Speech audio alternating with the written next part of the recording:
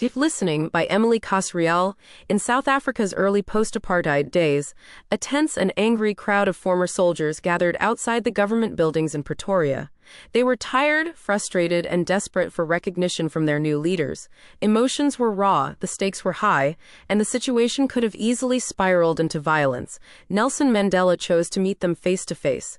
But instead of heading directly to a microphone to make a speech, he did something remarkable. He walked slowly through the crowd, steady, respectful, and fully present. He didn't make pronouncements, he asked questions. He listened carefully to the answers. And as he moved through the ranks, a tangible shift occurred. The energy in the crowd began to soften. Voices lowered. People started to share what was truly weighing on them. By the time Mandela finally addressed the group as a whole, they were quiet, and they were ready to listen in return. We all like to believe we're good listeners, but if we're being honest, most of us miss the mark without even realizing it.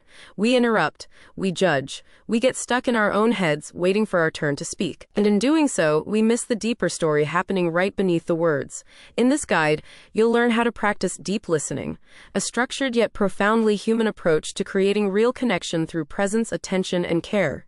You'll explore 8 practical steps to transform your ability to listen, so you can call on it in the moments that matter most.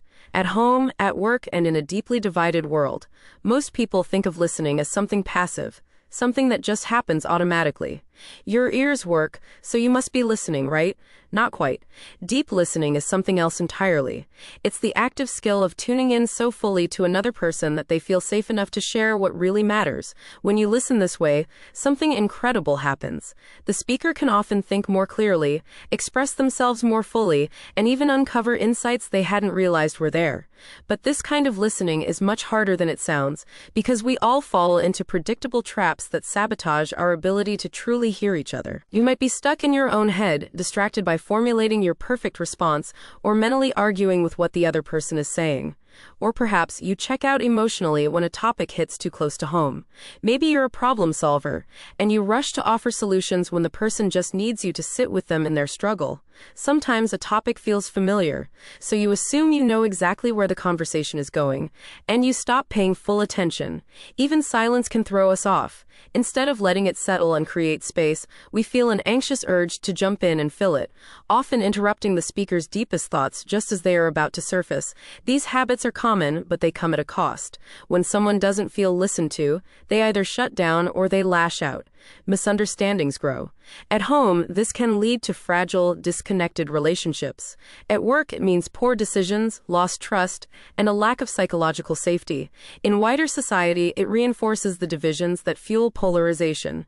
Deep listening offers a different path. When you practice it, you're not just gathering information, you're making space for someone's inner world to emerge. The benefits ripple outward. People feel seen and valued, conversations grow richer, and new creative ideas can surface. You become more grounded in yourself and more open to others. It takes effort, but the rewards are profound. So let's explore the 8 steps that guide this practice, starting with the foundation.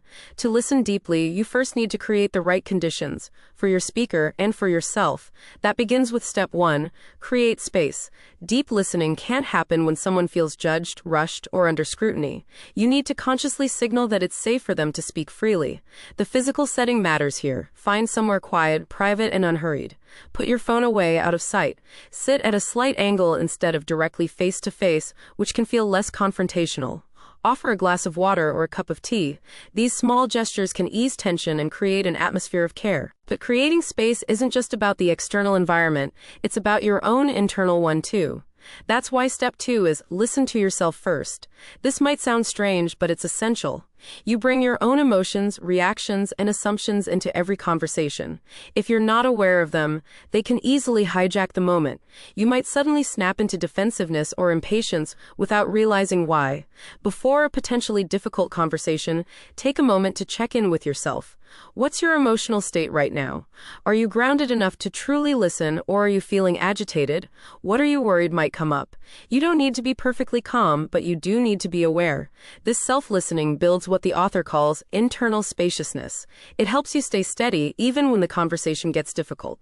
Once you've created space, both around you and within, you're ready for the next phase. This brings us to step 3, presence. Presence might sound abstract, but it has a very real and tangible impact. When you're fully present, your speaker feels it. Your attention sharpens, your mind quiets, and you stop rehearsing your replies or drifting into judgment. You show up with your whole self, and that encourages them to do the same. But presence doesn't happen by accident, especially in our distracted world. It takes practice. Before you begin, try slowing your breathing. Plant your feet firmly on the ground.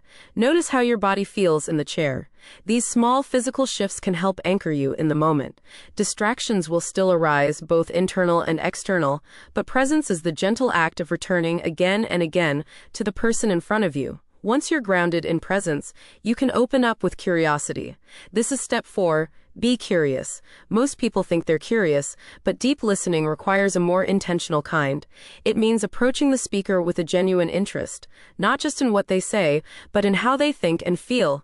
You're not trying to confirm your assumptions or steer the conversation toward your own agenda. You are actively giving up the need to be in control. To do this well, you need to adopt an inner posture of humility, recognizing you don't have all the answers. You also need empathy, so you're not just observing the speaker, but connecting with them. Presence and curiosity work together. One grounds you while the other opens you up. When was the last time someone truly looked at you, and in their gaze you felt safe, seen, and supported? That's the heart of step 5. Hold the gaze. In deep listening, your gaze offers a quiet, steady anchor for the speaker. A soft, steady look, paired with relaxed shoulders and a calm stillness, helps your speaker feel acknowledged and grounded. You're not fixing or evaluating, you're simply being with them, signaling with your attention that this moment matters. The key here is gentle attention. If direct eye contact feels too intense for you or the speaker, you can look just to the side of their eyes or occasionally glance away to ease the pressure. Holding the gaze also means paying attention to everything beyond the words. A change in posture, a flicker of tension in their face, a shift in tone, these signals often carry meaning that hasn't been put into words yet. You don't need to decode or interpret these cues, just notice them. Your calm attention can make it easier for the speaker to continue. This kind of powerful presence continues in step 6. Hold the silence. For most of us, silence in a conversation feels awkward. We rush to fill it. But in deep listening, silence isn't a gap to be filled, it's an active and essential part of the conversation. When someone pauses, stay still. Let the silence settle. Count a few slow breaths if you need to. Often, the most important, revealing thoughts surface right after a pause once the speaker feels they won't be rushed or interrupted. If you feel yourself becoming impatient, bring your focus back to your body. Feel your feet on the floor. This stillness you offer is a gift, creating space for something meaningful to emerge. When someone feels deeply heard, they often come to insights they didn't even know they had. This is the focus of the final 2 steps, where listening becomes a more interactive process. Step 7 is reflect back. This doesn't mean simply repeating or summarizing what the person said. It means offering a short, thoughtful response that captures an emotion, a pattern, or a key idea you've heard. You're letting the speaker hear a part of their own experience through your caring perspective. This pause for reflection can help them slow down, consider what they've said, and decide where to go next. You don't need to get it perfect. You can try simple phrases like, "It sounds like you're feeling," or "I'm sensing that a key theme here is." If the speaker corrects you, that's still incredibly valuable because it helps them sharpen their own understanding. What matters is that they feel you're paying close attention. This creates a natural opening for step 8, the final step. Go deeper. As the conversation unfolds, the speaker may begin to reveal thoughts or feelings that were harder to access at the start. Your role is to stay steady and supportive as that deeper story emerges. You're listening for shifts, emotions, or contradictions that might need more space. If something seems unresolved, you can offer a gentle invitation, not a forceful direction. A simple, open-ended question like, "Would it help to say more about that?" or "What feels most important about this right now?" can open the door without pressure.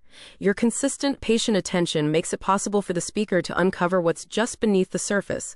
Now that you've explored the 8 steps, it's important to talk about what comes next, how to listen responsibly. When someone opens up to you, they may reveal raw emotions or difficult truths. That kind of trust deserves thoughtful handling. Your role is not only to hear, but to respect the speaker's humanity, even when their views are far from your own. And that's part of listening well. knowing when not to go further.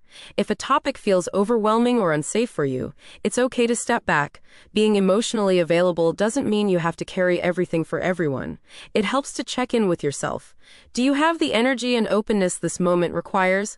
Above all, remember that listening is powerful, but it's not limitless. You don't have to listen to everyone all the time. Deep listening is a practice, not a duty. And a crucial part of that practice is knowing when and how to care for yourself. By weaving these 8 steps together, you can create conversations where people feel truly seen and heard, transforming every interaction into an opportunity for genuine connection.